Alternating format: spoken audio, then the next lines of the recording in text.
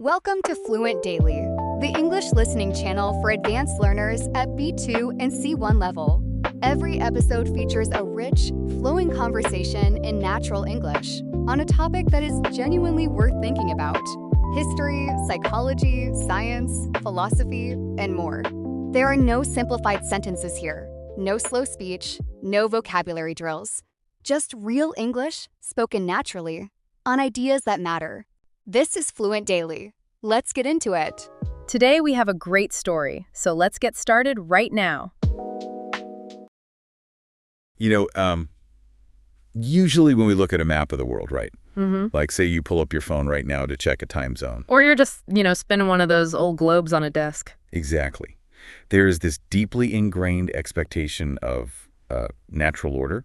We see all these brightly colored shapes, those distinct borders separating nations, and our brains just sort of automatically code that as geography. We really do. We process those lines the exact same way we process, like mountain ranges or coastlines. Yeah, like it's just the way the Earth settled after tectonic plates shifted or something. Right. The lines feel static, Yeah. almost geological. And honestly, it's comforting to view the world that way, as this permanent, organic landscape. But then you start really looking at it. You see these perfectly straight ruler-drawn lines slicing right across the Sahara Desert. Right. Or you pan out and you look at the stark systemic divisions of wealth between, the global north and the global south. Oh, absolutely. You even realize that the very language you are listening to right now, the words flowing through your headphones, isn't just some random cultural development that, spread on the wind. It definitely wasn't an accident. No.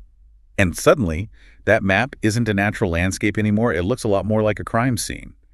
Or, at the very least, a highly deliberate blueprint left behind by an architect who packed up and supposedly left town a long time ago. That framing is so important because it forces us out of a very comfortable illusion.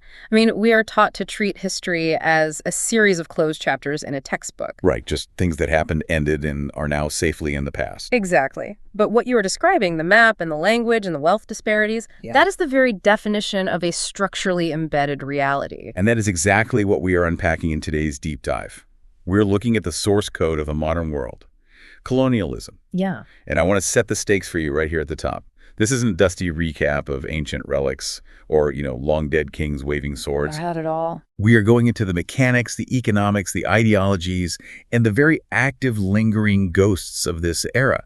Because the borders you navigate, the global financial crises on your newsfeed, and the cultural dominance of certain ideas, they are all direct, ongoing products of this one historical process. The foundational premise we really have to operate from here is that colonialism is not a completed episode. Right. The era of formal political independence, which, swept across most of the world between roughly 1945 and 1980, it certainly changed the flags flying on the government buildings. The optics changed. The optics changed massively, but it left the economic and cultural frameworks of domination almost entirely intact. We are still living inside the house that colonialism built. Even if the original builders don't hold the formal title to the land anymore. Exactly. So to understand the legacy of this house we're currently living in, we have to go back to the blueprints. How did the machinery of empire actually operate on the ground? Because I think we often picture colonialism as this single uniform thing. Yeah, the classic image of a monarch sending out ships to conquer. Right, just a monolithic strategy. But the reality is much more complex and a lot more varied. Colonialism wasn't a single event, it was a family of practices. Okay. And the methods depended entirely on what the colonizing power wanted from a specific region. Historians generally break this down into two primary operational models. Let's get into those. Sure. So the first is settler colonialism. Right, so this is the model practiced in the Americas or Australia and New Zealand, the places where European populations established these massive permanent majorities. Exactly. The underlying logic here is land acquisition. They want the space. They want the space. The colonizing power isn't primarily looking to establish a trading relationship, and they aren't looking to govern a massive local workforce. They want territory to transplant their own society. They're essentially building a permanent extension of Europe. But, and this is the massive, violent caveat, that land is already occupied. Heavily populated and cultivated by indigenous peoples. Yep. So what happens? Well, the mathematical structural inevitability of the settler model is the displacement, dispossession, and physical destruction of those indigenous populations. It is quite literally a zero-sum game for space. And the scale of what that displacement looked like is, I mean, it's almost too massive to process. When we talk about the Americas following European contact, we are talking about a demographic collapse that is arguably the largest in human history. It truly is. We're looking at an indigenous mortality rate that hovered around 90%.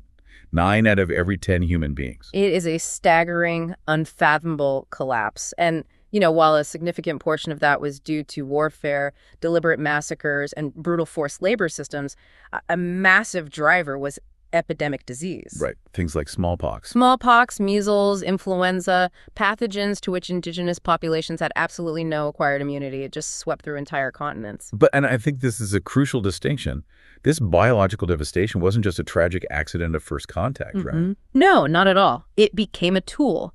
The rapid emptying of vast tracts of land vastly accelerated the settler project. It created this very convenient empty wilderness myth that later settlers used to justify their expansion. They could look around and say, look, the land is empty. It's ours for the taking. Yeah. Ignoring the fact that it was empty because of the pathogens they brought. Exactly. It was weaponized as a narrative. So that's the land grab model. But if you shift the map over to, say, sub-Saharan Africa or South Asia, the blueprint looks completely different. Completely different. And this brings us to the second primary model, which is extractive colonialism. Right. So here, the logic shifts from acquiring land to live on to extracting the wealth that's within the land. They don't want to move there. Right. They don't want to send millions of their own citizens to settle permanently. The primary goal is acquiring agricultural commodities, mineral resources, and exploiting local labor. So how does the governance work if they aren't settling? They want a small, highly efficient administrative class.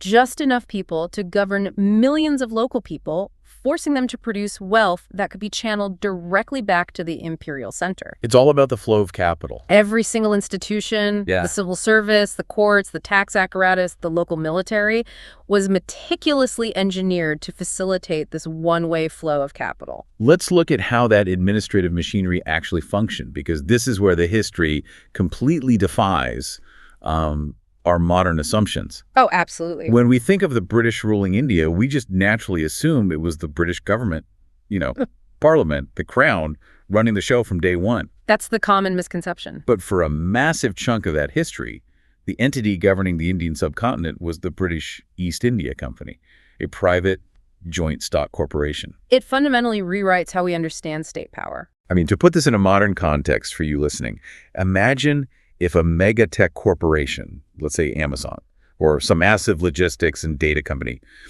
didn't just deliver packages, but had a 200,000 strong private army. It sounds like science fiction. It does.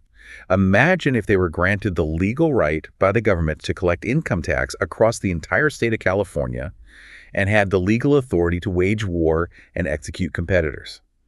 That is the level of sovereign power we are talking about for a private company. The East India Company is the ultimate case study in how the lines between state imperialism and private corporate extraction were practically non-existent. Because they had shareholders, right? Exactly. They had shareholders back in London demanding annual dividends. And how do you guarantee dividends when you are running a subcontinent? You extract. You turn the taxation and exploitation of the local population into a revenue stream. They transition from being merchants negotiating trade deals to being sovereign rulers extracting rent. A continent-spanning corporate mining operation armed to the teeth. And that dynamic has immense resonance today.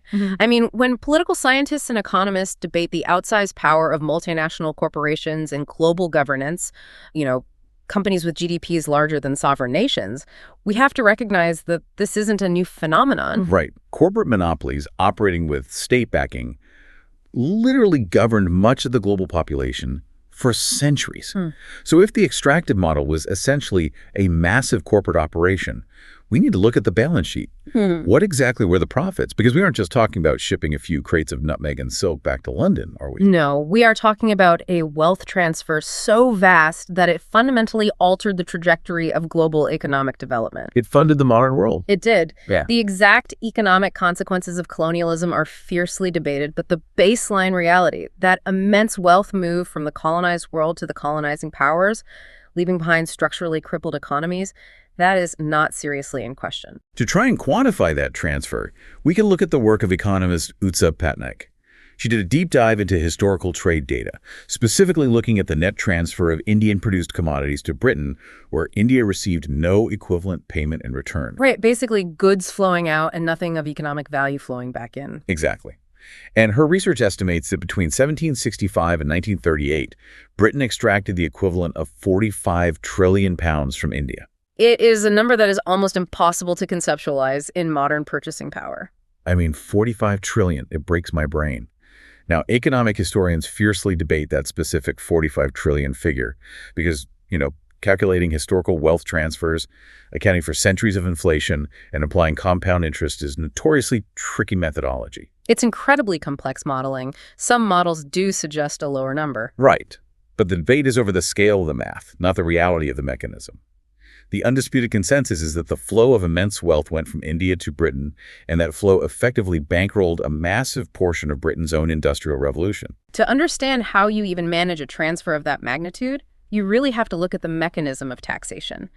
Because it wasn't just, soldiers looting gold from taluses. It was bureaucratic. Highly bureaucratic. The East India Company would collect taxes from the local Indian population and then use a portion of those exact same tax revenues to purchase Indian-manufactured goods like textiles to export back to Europe. Wait, let me make sure I'm getting this mechanism right, because it's wild. Go ahead. They tax the local population. Yes. And then they use the population's own money to buy the goods the population just produced. That is exactly what happened. That's not a trade relationship. That is a highly bureaucratized system of theft. I mean, they were effectively getting the goods for free and then selling them in Europe at 100% margin. And this brings us to the most damaging aspect of the extractive model, the structural legacy. It wasn't merely a one-time bank robbery. It was a complete infrastructural rewiring of the colonized economy. What do you mean by rewiring? Well, the colonizing powers intentionally deindustrialized these regions. If India was producing world-class textiles, the British would impose tariffs to destroy that industry. They forced India to simply export raw cotton to British factories and then forced the Indian market to buy back the manufactured British clothing. Wow. I always try to picture this structural rewiring like a massive home renovation project. Okay, I like this. It's like someone comes into your house and builds incredible state-of-the-art infrastructure. They build railways, paved roads, deep water ports. And from the outside, the narrative is, look, we modernized your territory. You're welcome. Right, the classic defensive empire. But when you look at the architectural plans, the new hallway doesn't connect your kitchen to your living room. The infrastructure doesn't connect your internal communities to foster local trade. Doesn't serve the house. No. The new road goes straight from your wall safe to their getaway car parked in the alley. It wasn't built to modernize. It was built purely to facilitate extraction to the nearest port. That is a perfect analogy. The transport infrastructure was a one-way conveyor belt.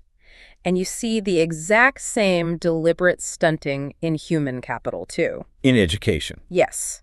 The education systems established in these colonies were never designed to produce engineers or inventors or a robust, highly educated middle class that could build an independent, self-sustaining economy. So what were they teaching?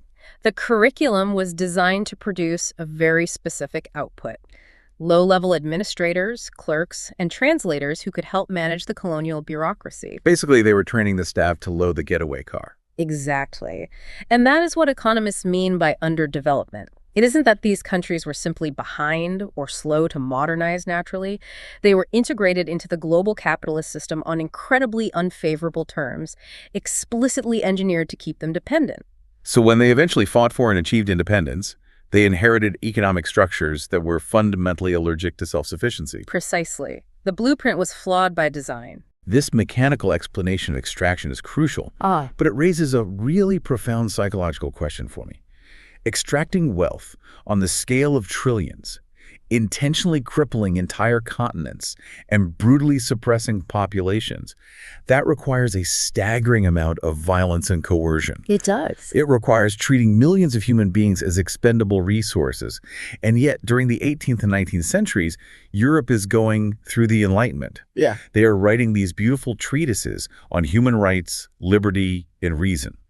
How does a society undergoing that philosophical awakening justify this level of global exploitation to themselves? It's the core paradox of the era, because you cannot sustain an enterprise of this brutality over centuries purely on naked greed. Right. The human psyche just doesn't allow for it. You need a narrative. You need a comprehensive ideology that allows the colonial administrators, the soldiers on the ground, and the citizens reading the newspapers back in London or Paris to sleep soundly at night. So what was the story they told themselves? The primary ideological machinery they built to solve this cognitive dissonance was the concept of the civilizing mission.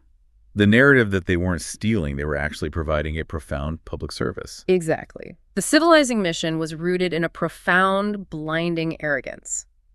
It was the belief that European civilization, defined by Western Christianity, specific models of literacy, scientific empiricism, and European political institutions, was the universal pinnacle of human achievement. And everything else was what?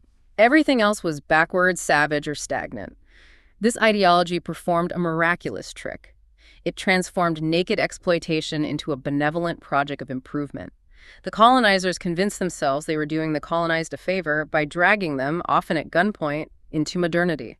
If you want to see the ultimate PR spin of this era, you have to read Rudyard Kipling's 1899 poem, The White Man's Burden. Oh, absolutely. It's the defining text of this mindset.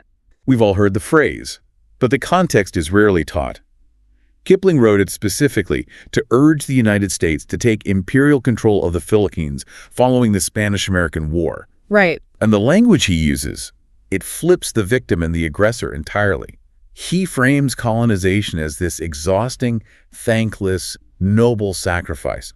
The burden is on the white colonizer to go out and govern these newly caught, sullen peoples, whom he literally describes as half devil and half child. It's chilling. The colonizer is the martyr in this narrative, sacrificing their own comfort to manage the uncivilized. It is a masterpiece of ideological inversion. You're the victim of the people you're oppressing because they're just so hard to govern. But as we move from the 18th into the 19th century, this cultural and religious arrogance takes a much darker, much more dangerous turn. How so? It evolves into scientific racism. Because cultural arrogance is one thing, but if you want to legally justify dispossession and violence on an industrial scale, you need biological cover. If the people you're exploiting are fundamentally biologically inferior, then stealing their land isn't a crime. It's just the natural order of the universe. And the intellectual establishment of the era threw its full weight behind proving this hierarchy.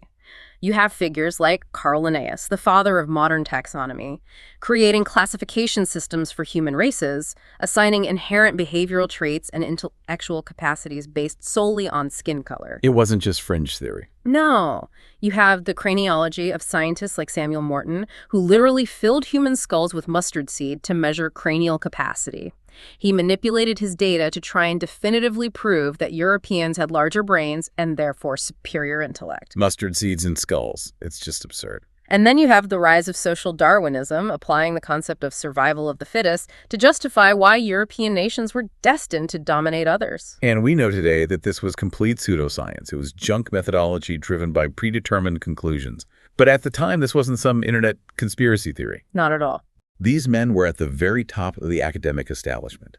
It was wearing a lab coat, so it commanded the authority of absolute objective truth. It created an impenetrable scientific consensus, a consensus that the differential, brutal treatment of colonized peoples wasn't just acceptable, it was mandated by natural law. This pseudoscience became the intellectual architecture of global oppression. So how do you even begin to dismantle an architecture that deeply ingrained? It's one thing to physically force an occupying army to leave, but how do you evict an entire way of thinking that has infected global academia, literature, and law? That intellectual demolition project really gained massive momentum in the late 20th century with the rise of post-colonial scholarship. We're talking about foundational thinkers like Edward Said, who wrote Orientalism, Right. or Frantz Fanon with The Wretched of the Earth, or Dipesh Chakrabarty's work on provincializing Europe. These scholars essentially looked at the universal standards of Western knowledge, the science, the literature, the history, and pointed out that none of it was actually universal. Precisely. Edward Said's work in Orientalism is a perfect example of how they dismantled this. Said demonstrated how the West essentially invented the concept of the East, or the Orient. Created a caricature. Yes.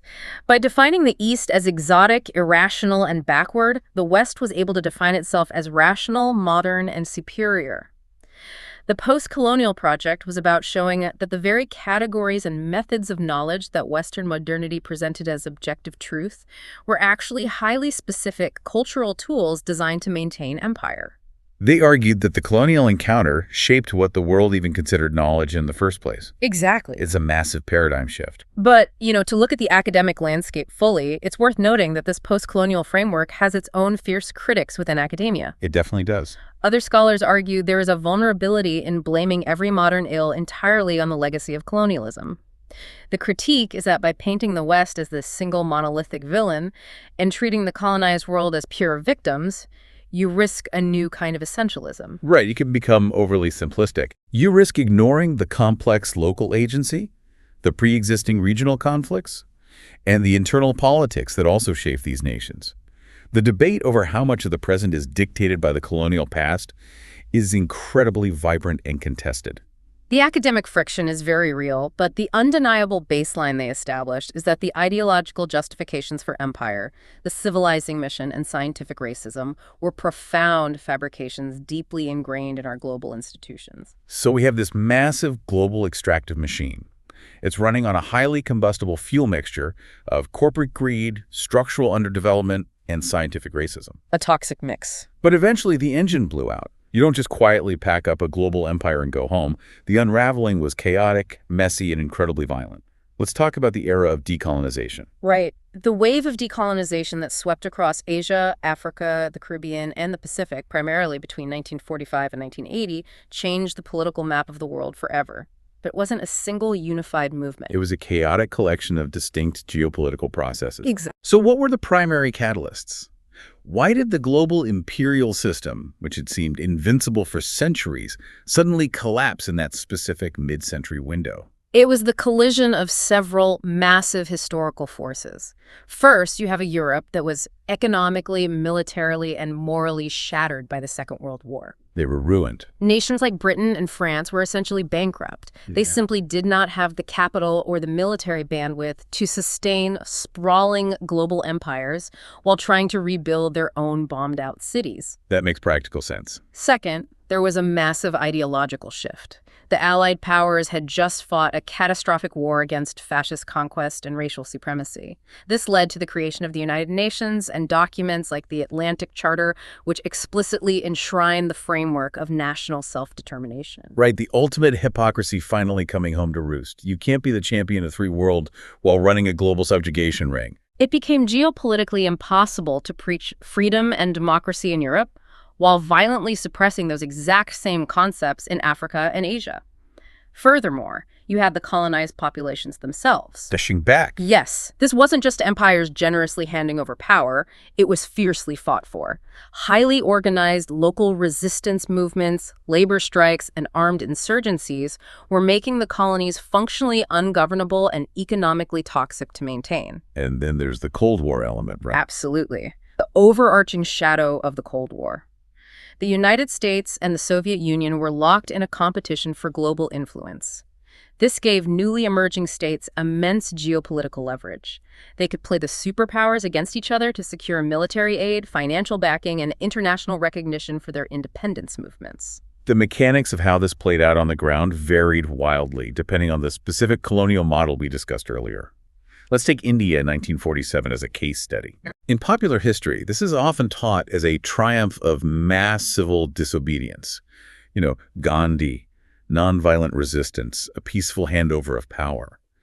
And the resistance was incredible, but the actual exit was an absolute catastrophe. It was a geopolitical tragedy of unimaginable scale. The British were desperate to exit, they were bankrupt and exhausted, but the specific mechanism they chose for disengagement was partition. Right.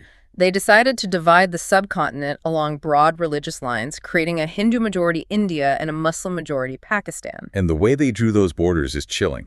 They bring in a British lawyer, Cyril Radcliffe, a man who had never been to India, give him out-of-date maps and census figures, and give him 5 weeks to draw the border between these two new nations. 5 weeks. He's drawing lines through communities, river systems, and economies that have been deeply integrated for centuries. The imposition of the Radcliffe Line resulted in one of the largest forced human migrations in recorded history. Because everyone panicked. Exactly. When the borders were announced, panic set in. You had millions of Hindus and Sikhs fleeing from the newly defined Pakistan into India, and millions of Muslims fleeing from India into Pakistan. We're talking about an estimated 10 to 20 million people displaced, moving on foot or on packed trains in sheer terror. And the violence that followed. The ensuing sectarian violence, the massacres that erupted during this chaotic migration, left an estimated 1 million people dead. 1 million people dead because of the bureaucratic mechanism of the exit. And when you look at global news today, the nuclear-armed tensions between India and Pakistan, the ongoing intractable conflict over the Kashmir region, those rushed arbitrary borders drawn in a room in 1947 are dictating South Asian geopolitics and global security right this very second. That is the lingering structural ghost in action right there. But if we want to see how decolonization played out in a different model, we have to contrast the Indian experience with the French decolonization of Algeria, spanning from 1954 to 1962. This was a settler colony. Exactly. Algeria wasn't just an extractive colony. It was heavily populated by European settlers. And legally, the French government considered Algeria to be a fully integrated part of France itself. They viewed it the same way they viewed Normandy or Paris. It just happened to be on the other side of the Mediterranean. Because of that deep settler integration and legal status, the Algerian War of Independence was an incredibly brutal, asymmetrical conflict.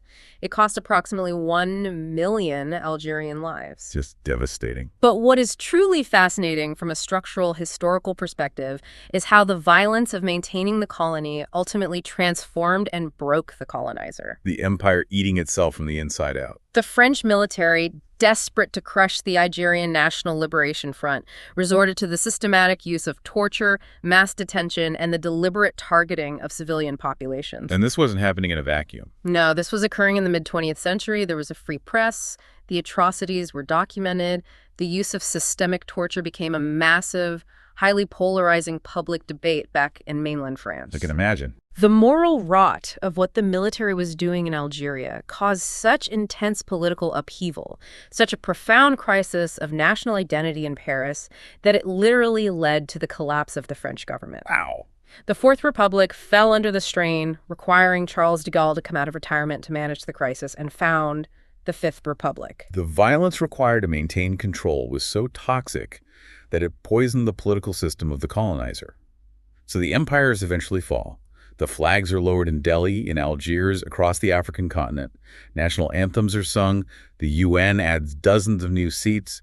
It looks like a new world order. It looks like it, yeah. But as we established at the beginning, political independence did not mean the end of the colonial dynamic. The visible empire of soldiers and governors disappeared, and an invisible empire took its place. To understand this new era, we really have to look at the concept of neocolonialism. The term was coined in 1965 by Kwame Nkrumah, the visionary first president of newly independent Ghana. So Nkrumah looks around after the celebrations and realizes, we have a flag and we have a seat at the UN, but we don't actually control our own destiny. He defined neocolonialism as the state of having formal political independence while completely lacking true economic sovereignty. The structures are still there. It's a condition where a newly independent state's economic policies, its currency, its debt structures, and its trade relationships continue to be dictated by and channel wealth toward the former colonial powers. So the mechanisms of control simply evolved. They shifted from being directly coercive, like a military occupation, to being structurally coercive, hiding behind complex financial agreements that are technically voluntary but practically unavoidable for a developing nation. Let's break down the mechanics of this invisible empire. Let's look at how it operates today in the modern financial system. Because this is an abstract history, this is the morning business news. Right. Let's start with monetary policy. We have to look at the CFA franc zone. The CFA franc is perhaps the most glaring ongoing example. Currently, 14 African nations, mostly former French colonies, use a currency that is tightly pegged to the euro. Okay. But the condition of this arrangement is what's truly astonishing.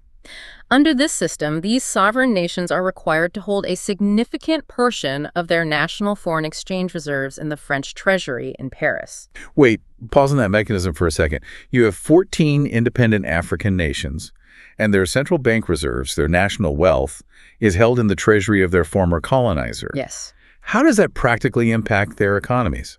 It completely strips them of macroeconomic autonomy. When a country controls its own currency, it can use monetary policy to manage its economy. Right. If they are facing an export slump, they can devalue their currency to make their goods cheaper and more competitive on the global market. But because the CFA franc is pegged to the euro, these nations cannot do that. So their hands are tied. Their monetary policy is effectively tethered to the economic priorities of the Eurozone, particularly France, rather than being tailored to their own domestic developmental needs. Economists and activists heavily critique this as a literal form of continuing monetary colonialism designed to prioritize European stability over African growth. So they don't control their money. Yeah. What about international debt? We constantly hear about developing nations being trapped in massive debt cycles. This brings us to the mechanics of the Washington Consensus, driven by powerful international financial institutions like the IMF and the World Bank. Right. When developing nations, many of which are still struggling with the structural underdevelopment left behind by colonialism, need capital to survive a crisis, they turn to these institutions for loans. Seems standard. But these loans come with severe, non-negotiable conditionality, often termed structural adjustment programs. Structural adjustment sounds incredibly clinical, but on the ground, it's basically an ultimatum, right? Like, we will give you the money, but only if you run your economy exactly how we dictate. It requires sweeping, standardized economic reforms. Typically, this means the rapid privatization of state-owned assets, radical trade liberalization, which means dropping tariffs and opening their markets completely to foreign goods, and deep, painful cuts to public services like healthcare, education, and food subsidies. That's brutal. The critique of this system, championed by Nobel-winning economists like Joseph Stiglitz and experts like Dambisa Moyo, is that these policies are applied as a blanket prescription, ignoring the highly specific needs of vulnerable economies. Let's look at how that actually plays out with trade liberalization. Yeah. Let's say a developing nation is trying to build up its own domestic agricultural sector, but a structural adjustment loan forces them to drop all their tariffs. Right. Suddenly, local farmers are forced to compete directly against deeply subsidized megacorporations from the United States or Europe. They can't compete with artificially cheap imported goods, so the local industry collapses. They are forced back into relying on foreign imports, replicating the exact economic dependency of the colonial era, just under the modern guise of free market development. The old colonial powers realized a profound economic truth. You do not need to pay for an expensive colonial administration, a sprawling civil service, or an occupying army if you can simply control the central banks, dictate the terms of international debt, and write the rules of global trade. Speaking of the rules of global trade, look at the World Trade Organization, the WTO, Right. the referee of the global economy. The WTO rules actively prohibit developing countries from utilizing strong protectionist industrial policies. They are generally not allowed to heavily subsidize their nascent infant industries or erect high tariffs to protect them from established foreign competition. But hold on, if you look at the economic history of the wealthy countries, the US, Britain, France, isn't that exactly how they built their wealth during their own industrial revolutions? Yes, absolutely. They heavily protected their own industries until they were strong enough to compete globally. This is what economist Ha-Joon Chang famously calls kicking away the ladder. The wealthy nations climbed the ladder to industrialization, utilizing heavy state intervention and protectionist policies. And Once they reached the top, they essentially kicked the ladder away, utilizing institutions like the WTO to declare that free trade is the only legal, acceptable path to development. It's a set of rules that structurally favors the already wealthy nations who produce high-value technology and manufactured goods, while permanently disadvantaging nations that are trying to transition away from merely exporting cheap raw materials. the system is rigged. The rules of the game are written by the historical winners to ensure they maintain their advantage. This massive, ongoing structural imbalance brings us to the most volatile debates happening right now in international law, in universities, and in political campaigns. The unfinished business. Exactly. How do you settle the tab for centuries of ongoing history? Let's talk about it. These contemporary flashpoints force us to confront the fact that this history is not past. The most prominent and complex of these debates is the push for reparations for the economic harm of colonialism and the transatlantic slave trade. This is a fiercely complex debate, so let's break down the mechanics of the arguments based on the historical reality. The divide generally falls between a very clear moral case and a staggeringly complicated legal case. Right. Morally, objectively speaking, the causal link is unbroken. We have meticulously documented evidence of massive systemic wealth extraction by European powers.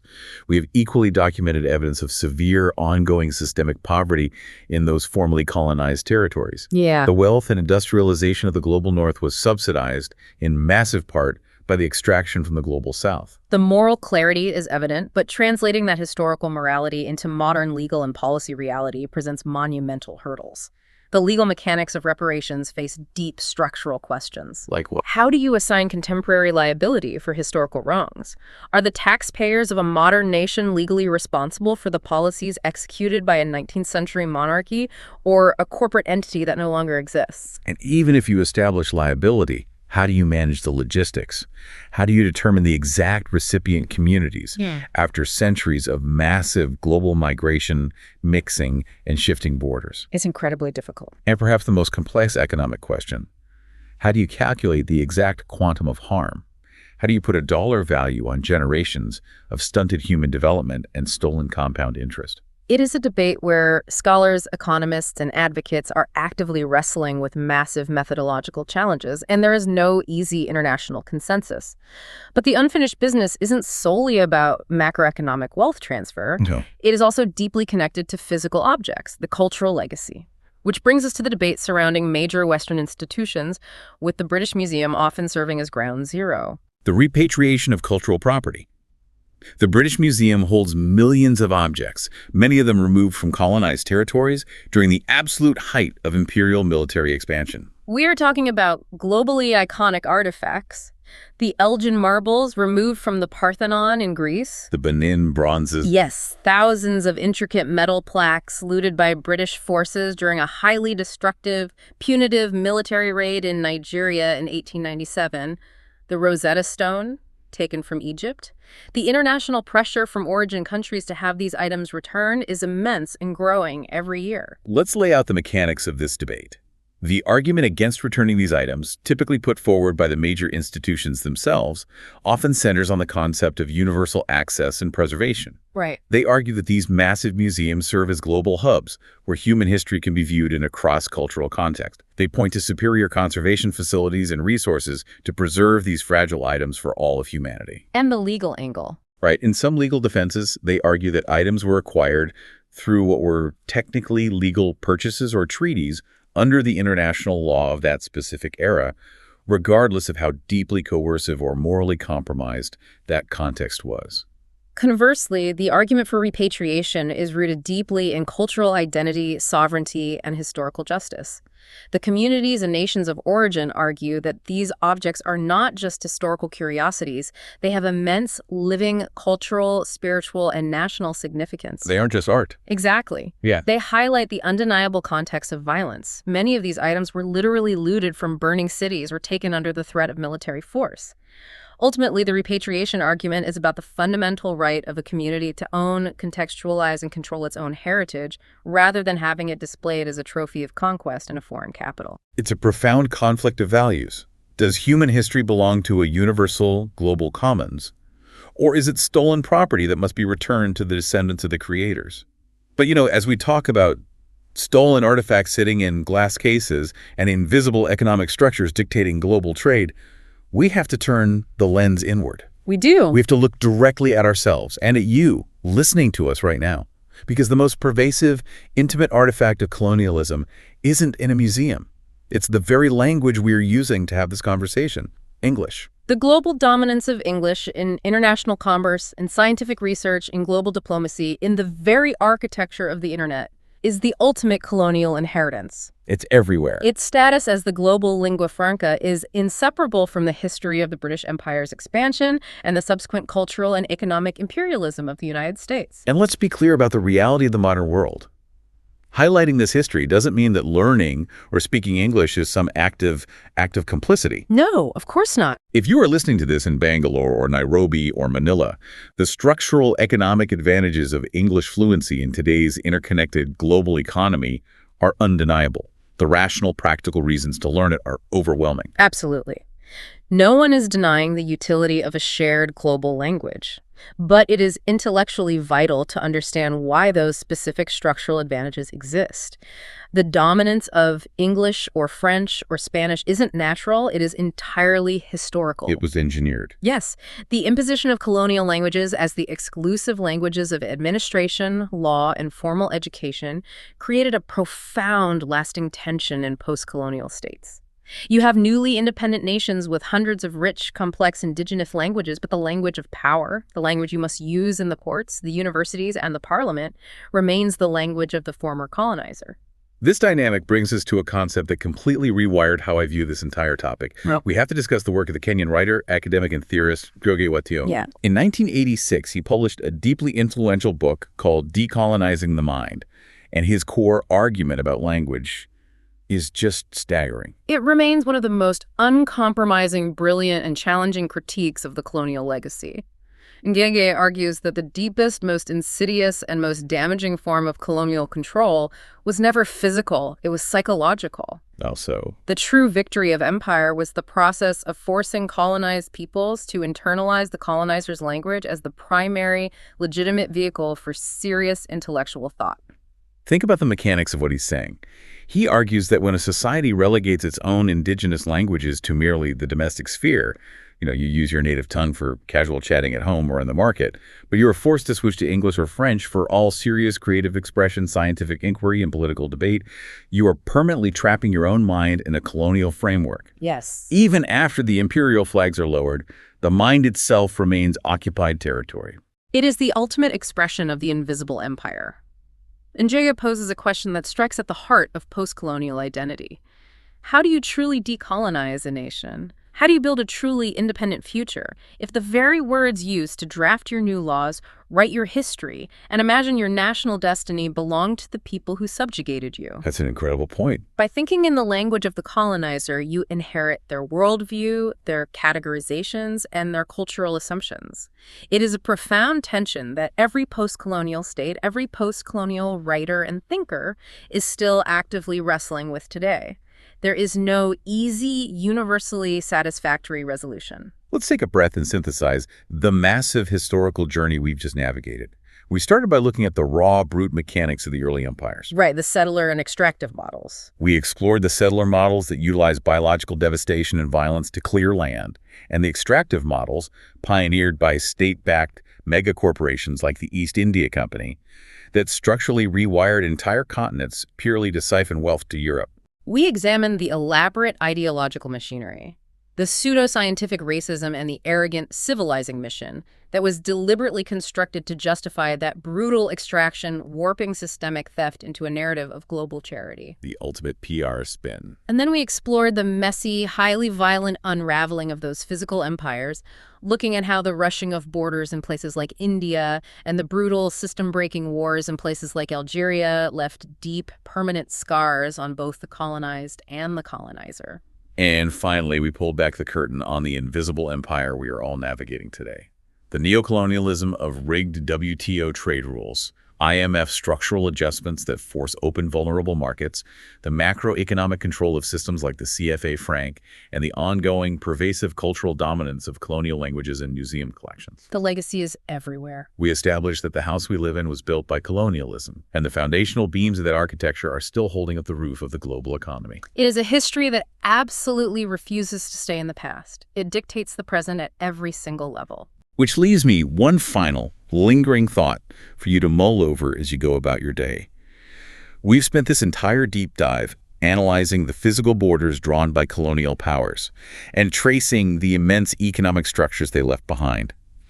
But if the very language we use to analyze our world and the educational systems we rely on to understand it were fundamentally built on colonial foundations, to what extent are our visions of the future, our very ideas of progress, success, and human development, still secretly being mapped out by the architects of the past? Are we just rebuilding the same house? Exactly. When we try to imagine a new, better world, are we actually imagining something new, or are we just visualizing a newly painted version of the old colonial house? That is the essential question of our time. Thank you for joining us on this deep dive. Keep looking closely at the map. Keep questioning the invisible structures of the world around you. We'll catch you next time.